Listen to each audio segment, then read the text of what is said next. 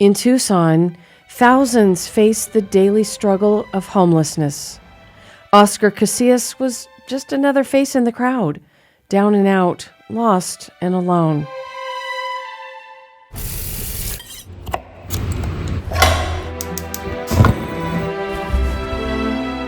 But Oscar took part in the Pima Start program, and now he's a chef. Staying dedicated. Got a job, I got my own place, I started a family now. A partnership between Pima Community College and the Gospel Rescue Mission, it provides essential training and support to help people rebuild their lives. It's our way of actually outreaching to our public and our community. For Oscar, the end result was a recipe for success.